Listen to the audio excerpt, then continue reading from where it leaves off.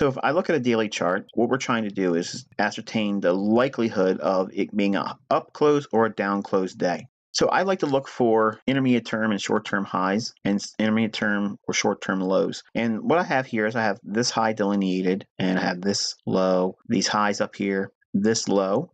Now I teach that when the market's not in a trending model or a parabolic move up or down, the market's going to work off of traditional support and resistance theory. Now the problem is which support and resistance do we use?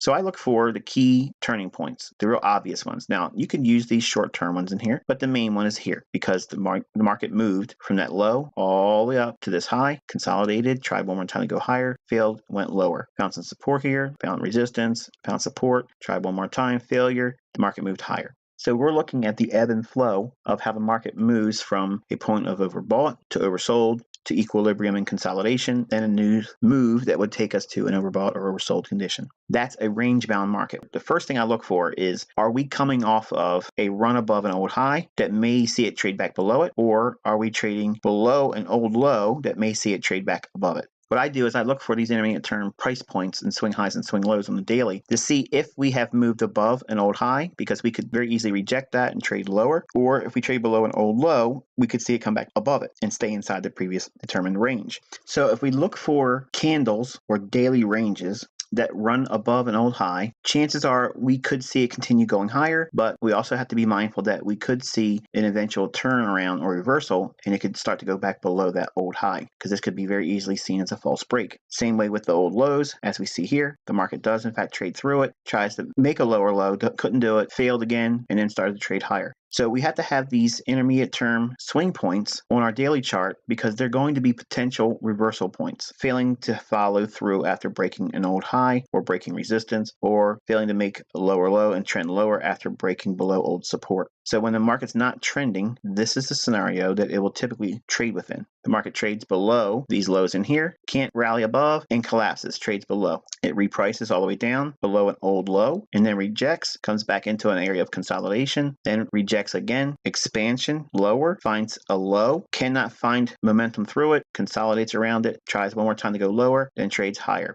Every time the market breaks a swing high, and if we look to the left of that swing high, where's the next old intermediate term high? This one here. So there's nothing for it to potentially reverse inside of until we get up to here. Once we clear this high here, what's the bias? Well, if you look at this little diagram I have over here, this is going to refer to the previous day. Now, this could be a bullish or bearish day. It doesn't make a difference. But when the market is bullish, as we've outlined it over here, we're going to be looking for the previous day's high to be the target and the previous day's low to be supported. In other words, there shouldn't be any movement below the previous day's low. It should all focus on the buy side. It means reaching for the previous day's high. When the market's bearish, this scenario would be reversed. We would be looking for price having an inability to get above the previous day's high and to seek the previous day's low. Using this criteria here, okay, once we broke this candle's swing high here, the daily bias on this candle, and this is a Sunday, we would look for Monday as well, and then Tuesday we would look for bullishness. This particular candle right here is the one that broke the swing high, and then we know they have a resistance level it could probably reach for, so we're going to be looking for the next day to trade not to the previous day's low, but to and through previous day's high. So this next day, what's the daily bias? Here's the opening. It's going to want to reach for this high, so where's it wanting to go? Up. So what are we going to focus on? Previous day's high, because it's bullish, it's wanting to go higher.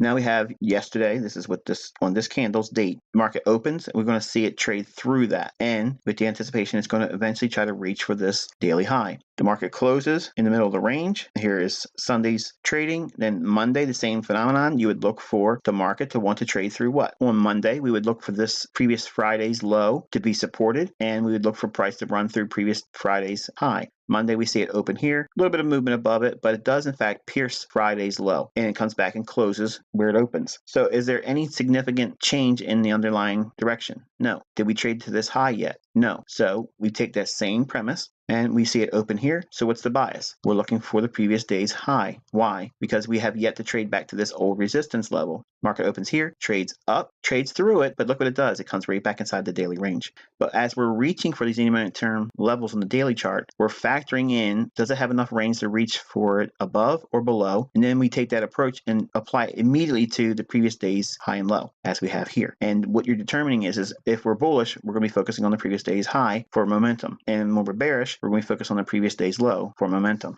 Very rarely do you see both sides of the previous day's candle tagged or traded through. If it does, it's usually indecisiveness or it's going to be a reversal soon and they're clearing the board on both sides of the marketplace. And when you start seeing those types of things, get prepared because the market could be in fact about to reverse. You can see that actually happening here. Previous day's high and low here. The next day it trades through it and its low is violated too. So we're about to see a reversal. Next day, reversal. This is called an outside day when you have a previous day's range that's violated with the, well, this is an example of it too. This high is 93.98 and the low is 93.67. This candle's low is 93.58 and the high is 93.99. So this is an outside day with a down close. That's typically bullish. Reason why it creates a false break above the previous day's high and then closes on the low. If we're in a bullish market overall and that occurs, generally sends up a really good buy scenario. But you have to have a context behind it. You can't just take an outside day with a down close and just naturally assume it's going to be a bullish day. And my application of outside day is when it does that, it sets up a potential short-term reversal.